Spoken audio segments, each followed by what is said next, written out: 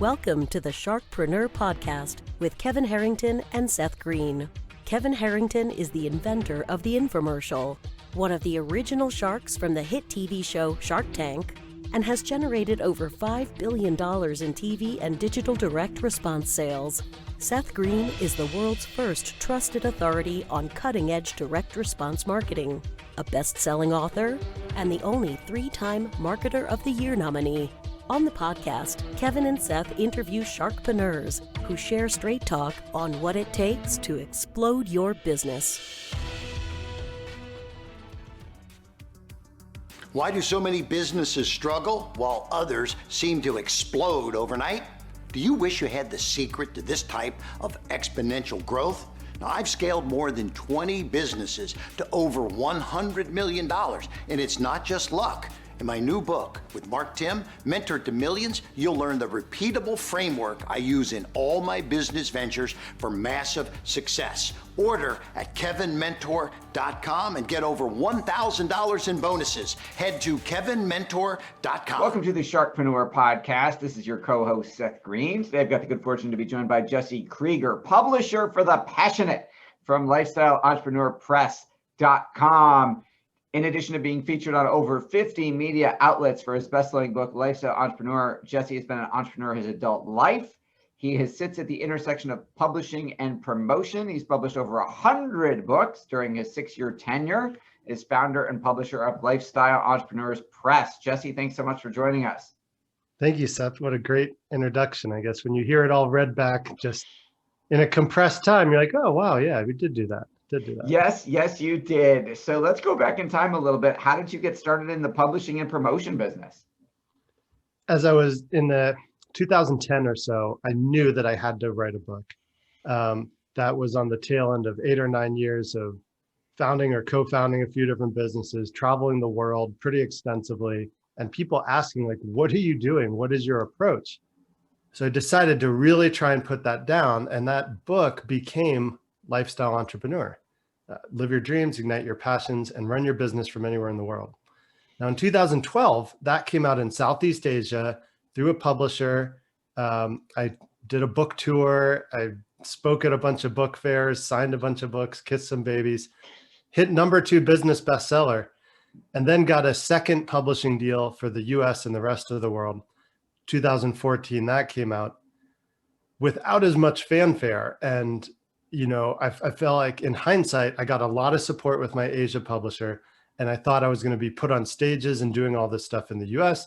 Instead, it was an opportunity to really learn book marketing and learn that side of the game. And so when I did relaunch the book, it became a bestseller here. And at that point, friends of mine that were working on books were asking for my advice. One thing led to another. They all said, can you just do it for me? And 6 years later, Done For You Publishing is our primary way in which we serve and support authors. Awesome. What business were you in when you wrote Lifestyle Entrepreneur? What were you doing that gave you that lifestyle to write about in the first place? Yeah, the most recent, I had just finished selling a company called USB Superstore that I had started 18 months earlier, right at the biggest part of the drop in the recession, right, 2008, and grew it to a $500,000 business. It was drop ship from China, flash drives in wholesale quantities, promotional products, and we built up a book of business. And I sold the company, and as I was operating it, I was traveling quite frequently. And so the encapsulation of, like, how do you really manage a business online that produces and delivers products from one place in the world to another, and then it doesn't matter where I am in that equation. And so that was the approach that, like, I just knew after selling the company, I was like, I know I'll really be able to write from the beginning to end, like, how to do this. So it really started just what was the process that I just went through and that I'd done a few times, and highlighting the experience of others. And that became a compelling, like, lead for how I approached writing the book. All right. Now, you say something kind of controversial. You say that your book is not your business card. What do you mean by that? Because so many hybrid publishing companies and self-publishing companies say your book should be your best business card. Why isn't that true? Thank you for asking the question. Like, I see a lot of people, and I'm not going to like name names, but the Right. whole your book is your business card and give it away for free and do free plus shipping. I am not a fan of devaluing a book to the point where it's just some loss leader front end giveaway thing. I am a fan of a book being the book, to be a substantial and valuable contribution to whoever reads it and to society generally. And come on, we're talking about a difference of a $15, $20 book or a $10 Kindle versus something that's free and just schlocked off. I think the way that we approach our book and how we language it and the marketing and sales message sets the expectation of the reader that they're going to get something, instead of like, oh, here's something for free and just pay for shipping and handling. Maybe they won't read and value that as much. But you and I both know that those are the front end of marketing funnels where they're trying to sell something for $300 or $2,000. So yeah, the book can be a loss leader. It can be a business card. In my view, it should really deliver the goods. And that if someone's a self-starter, they could read your book, take action and get results. Not that they read your book, realize there's a bigger piece that costs thousands of dollars that they need to actually get the results that the book promised. So that's my perspective. That's controversial. I'll take it. Controversial, contrarian, and possibly quite accurate. So what you say a book should be a BDT, a business development tool. What does that mean, and how is that different from a book just being a business card? Sure. Maybe some people, when they say your book is a business card, they mean it in this way. But the way I look at it is, if someone reads my book, let's say, they're going to get a new perspective of how they could approach entrepreneurship, get some real strategy for how to do it on a tactical level, and see, I think, seven case studies of other people that did it in different businesses. And they could take that and run with it. Like, they don't need to hire me. They don't need to buy something else, and they could get results, and maybe they leave a review. So if that's true for the book, some subset of people will want to get hands-on support, will want a training program, will want one-on-one coaching, will want to come to a live event or join a mastermind. And as a business development tool, you just need to know what percentage of people will take the other offers that you have available, and featuring them in the book, not hiding it, not like a bait and switch, but like, here's the book, and if you love it, you may also enjoy this, this, and this. And giving maybe a valuable incentive. I gave a $100 discount in my book if you bought a course, and now you're bouncing people from the book into another paid offer.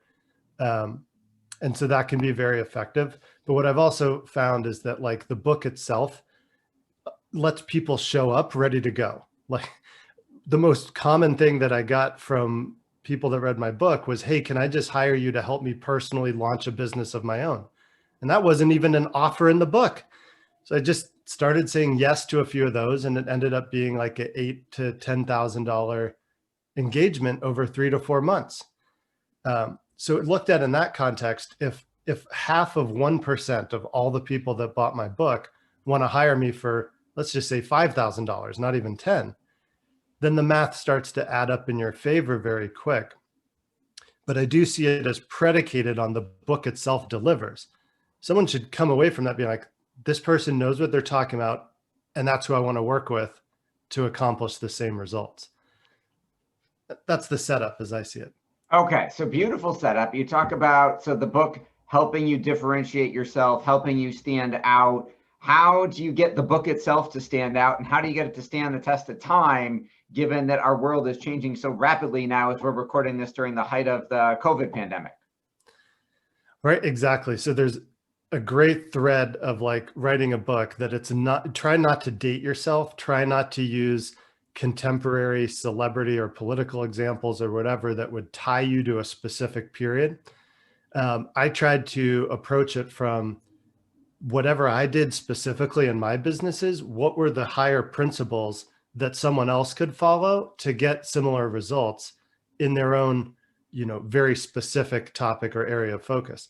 And if you take that approach, it can be applicable no matter if technology changes or trends change, but marketing isn't going to change. Like sales, the act of selling and converting people won't change. Fulfilling on customers or clients, there's always going to be something evergreen in those topics, right? So I would counter that by saying I wrote a lot about Elance in my book as a talent platform. They've since been absorbed into Upwork, and now I can't go back and change it. So I've learned from this too, of getting into too much specifics can, time moves on and then it may not be exactly the same.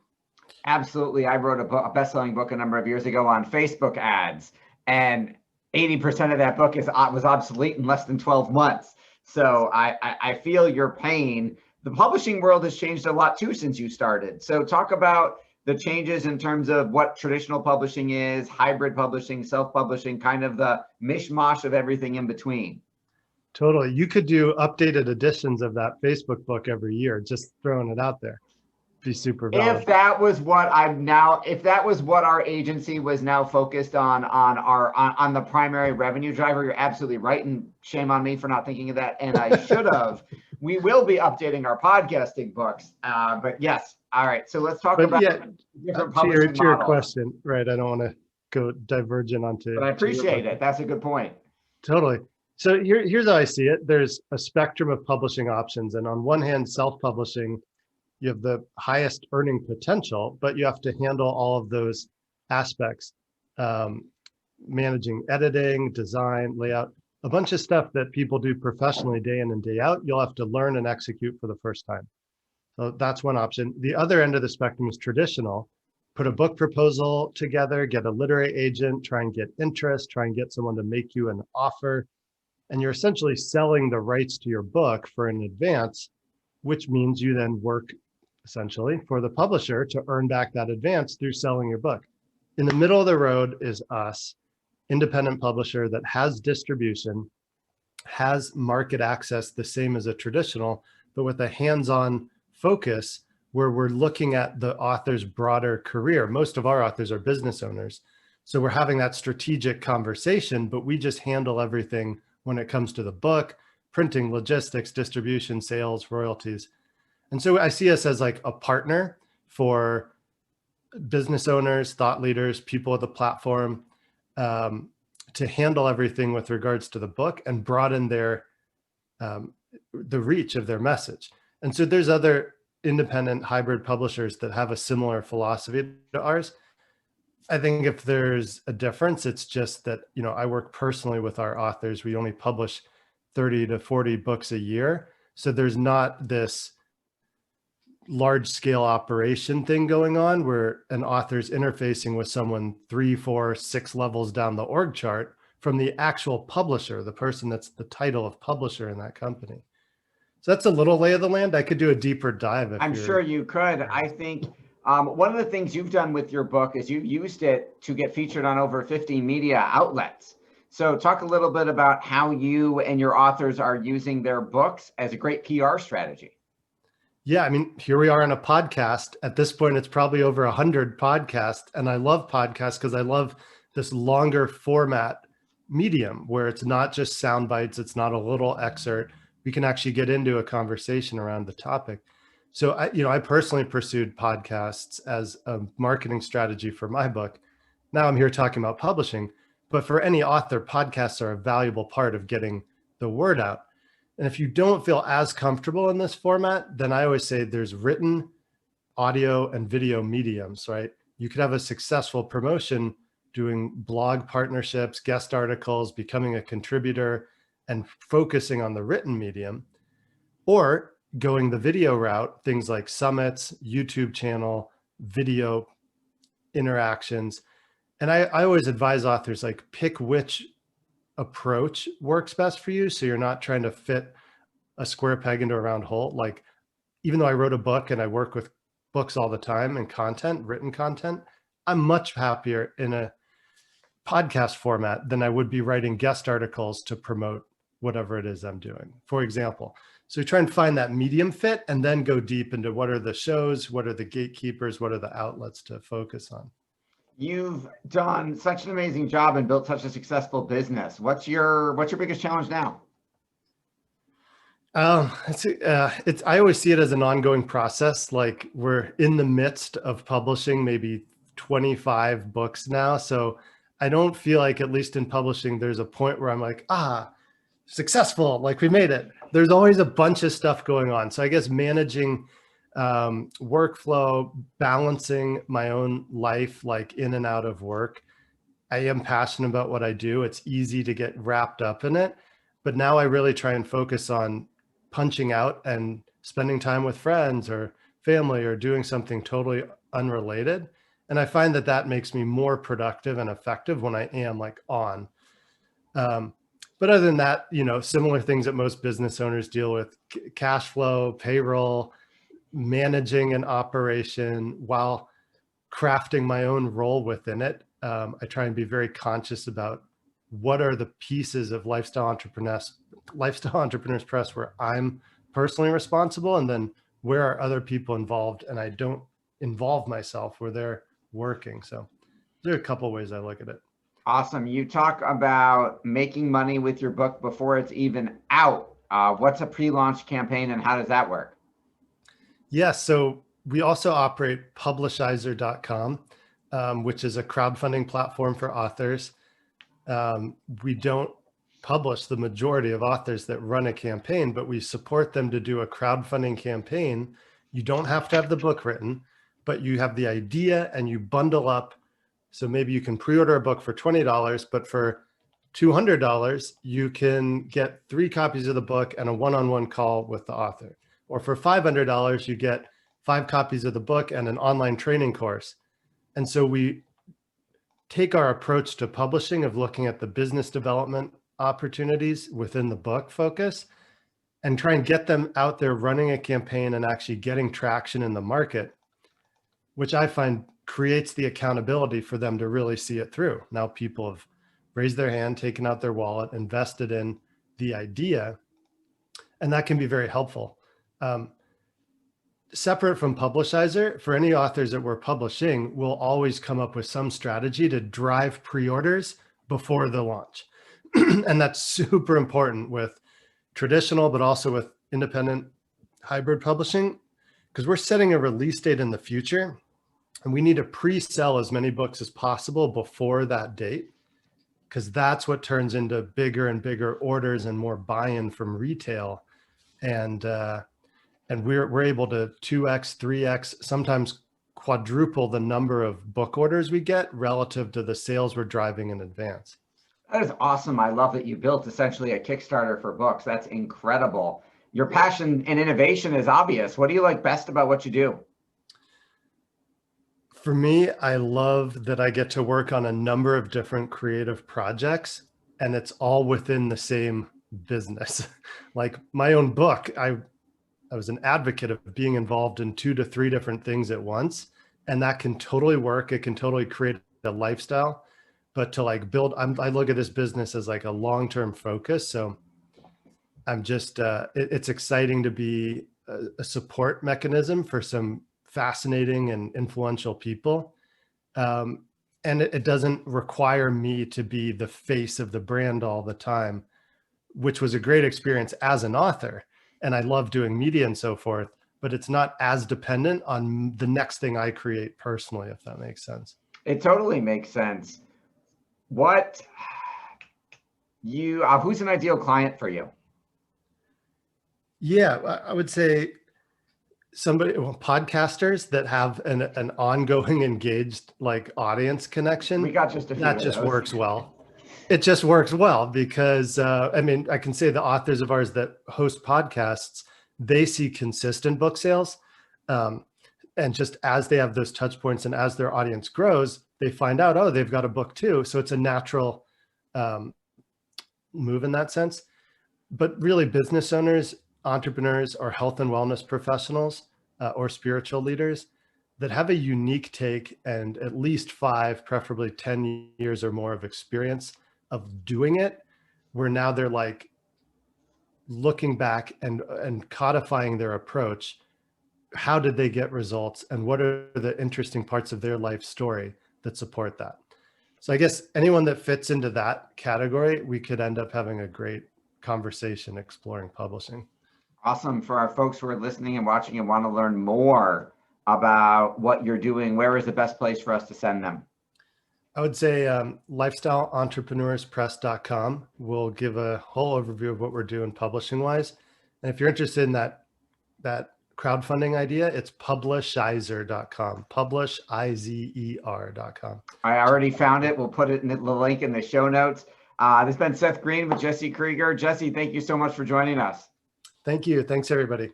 Thanks for joining us. Thanks, everybody, for watching or listening. We'll talk to you next time. Do you need money to fund your idea, product, or service? Are you ready to take your business to the next level but need capital to get it done? Kevin Harrington has heard more than 50,000 pitches and knows how to help you make the perfect pitch to get the funding for your entrepreneurial dream. He's distilled the process down in his perfect pitch cheat sheet, and it's yours for free. Just text PITCH to him right now at 727-888-2100. Text PITCH to 727-888-2100 right now and claim your free perfect pitch cheat sheet. Text PITCH to 727-888-2100 to start funding your dream today. This show has been produced by Market Domination, LLC. To discover how you can have your own show completely done for you and turn it into a real published book and become the authority in your marketplace, go to www.marketdominationllc.com/podcast offer.